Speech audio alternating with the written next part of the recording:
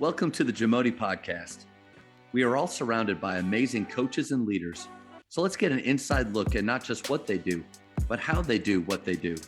After all, becoming the best versions of ourselves is JAMODI, just a matter of doing it. Coaches, the JAMODI podcast is powered by Biology. What's your BSA score? The Biology Skills Assessment is the only verified skills metric endorsed by the NAIA, NJCAA, and a growing number of NCAA coaches to discover and develop the best talent for your team. This 4-minute, 40-shot test can be taken free today on the Biology mobile app. Elevate your game.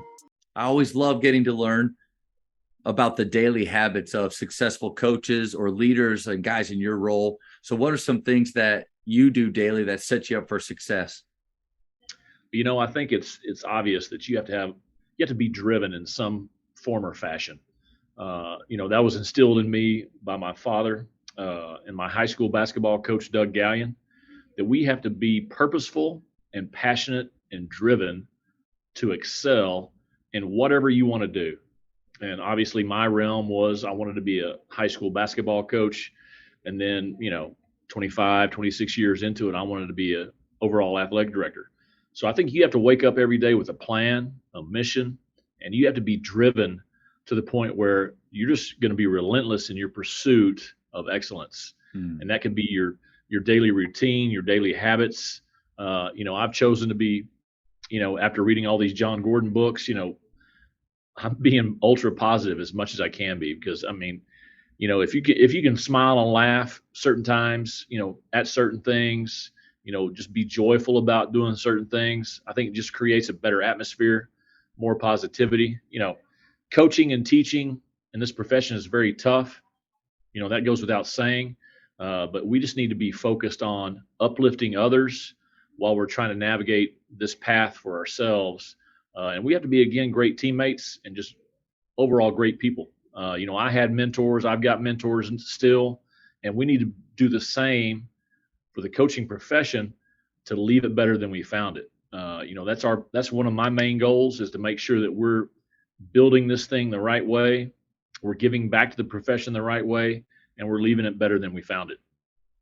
I'm so glad that you said that. You mentioned, being able to laugh at some things and being positive, because the interactions that I've had with you, like, let's just say we were in that board member meeting, upstairs in San Antonio, and I'm sitting Right. across from you, and I can't tell you how many times I've heard laughter break out, and you're just right in the middle of it, to where, like, to me, I always wondered, like, what is he saying that's so funny? Because you do seem to have it. So my question is that a natural gift that you have for humor, to bring humor? And I would imagine a little bit of sarcasm that I think some coaches have a knack for, it's good with their team. Or is that something that you really had to choose to bring that out?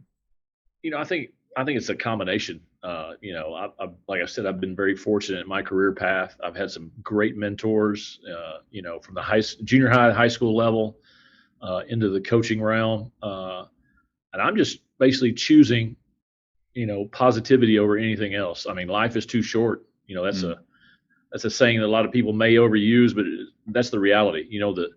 In our profession, the days are very long, but the years are very short. So we have to make the most of it every single chance we get. I went to Granger High School last Friday for our 25th anniversary of our state championship team. We won a state championship in 1997 in football, and reconnected with all the players and the coaches. But this player from Rockdale, who I'd had as a player in the early 90s, he shows up to the game. He didn't have to show up to the game. He shows up just to see me and Coach Velastro, and we reconnected with him. Then he posts this big thing on Facebook about coaches. Your mission is so awesome. Basically, be careful what you say, because the kids are listening. And if you speak truth into people and you show them that, you can inspire them and motivate them to be better than what they were, that's why we're here. And so that's just motivating for me to see that, because people paid it forward for me, and I'm trying to do the same thing. Yeah, what a great reminder too, that I think sometimes as younger coaches, I feel like I'm right in the middle now. But, 5, 10 years ago, I think I was on that younger side of, and so often we're thinking about, man, what is it going to be like when I already am there? I hopefully have the wins, the success. That's a younger coach thinking, all right, the wins, the Right. success. And we're trying to get to those steps, get through these steps as fast as possible. But great reminder just to slow down, be where your feet are, and ultimately value the relationships the most. Right. Very true. I mean, because you're not guaranteed anything in this profession. We all want to win. We all want to be successful. Just like you said, when I was a younger coach, I might have been driven by, wanting to win that state championship. But the bigger picture is we've got to win every single day in how we connect and how we support and how we uplift people, whether it be players, coaches, faculty, staff, the strangers we encounter. I mean, I've got to be, very mindful of what I'm doing now in this role because, I'm driving a school vehicle 24/7, and people may think, oh, well, to me, I had to get used to that because it's got Andrews ISD on the side of it. So I've got to be very cognizant of what I'm doing, where I'm going, and how I'm conducting myself. And, when people say, every day's an interview, or, you're basically always being evaluated. Yeah. It is, and just trying to instill that into the people that we, come in contact with. I think we mature in this profession as coaches, and my goal now is just to make sure that we're trying to make, TABC the greatest, THSCA the greatest, TGCA the greatest, because athletics is so powerful in a positive way. Speaking to basketball coaches out there, high school basketball coaches, what you mentioned those three, but go a little bit more into like, what should we be if we're really interested in growing and in building the relationships with other coaches? I mean, talk a little bit about what we should be connecting with. Well, networking is one of those big keys. I love this saying, nobody excels alone. And that's the truth. I couldn't do the things that I was able to do in my career by myself. I was fortunate enough to be on a staff when I was an assistant with other great coaches that allowed me to mature and to grow in the coaching capacity. I tried to do the same as a head coach, trying to grow assistants, trying to grow players into better adults, better leaders, husbands, fathers, the whole 9 yards. We've got to do that, in my opinion, every single step of the way, regardless of what your role is. Yeah. My father was a coach, was a school administrator, was a superintendent. The way he treated people was awesome to see because they just gravitated to him. It's not all about X's and O's. You gotta gear things to the talents that you have, but it's more about, like you said earlier, relationship building, because we want to produce, future leaders of character, future leaders of significance. 5, 10, 15 years from now, when you have that high school reunion and they're calling Matt Saman back, to Grapevine Faith, you want those kids to show up and say, man, you were the best thing that ever happened to me, man. That's what it's all about. You know what I mean? Yeah, definitely. So TABC, great organization for coaches to get connected to, but what are some others? And you mentioned too, just go into those a little bit also. Obviously I've been a longtime member of TABC. I'm fortunate to be a past president. That's a passion of mine. I'm still trying to help them in ways, get coaches involved, joined, you name it. I'm also, getting really involved in THSCA. Every summer at the clinics, myself and John Hurst, we introduce basketball speakers at the big lectures. TGCA and Sam Tipton, what they're doing is phenomenal. They do a great job of encompassing all sports that, are relative to girls athletics. And then obviously, as aspiring athletic director, I joined and have been involved in the High School Athletic Directors Association. So, I just think it's important, and people may talk about, well, I can't afford it. It's a yearly membership. My school won't pay for it, whatever the case may be. Just like I always go back to this. If we tell our players and our teams, you got to do this, this, and this to be successful, we've got to do the same as professionals, and there can't be any excuses. Where there's a will, there's a way. So we've got to be compelled to do things like this, to join these associations and be active members to give back. It's like TABC.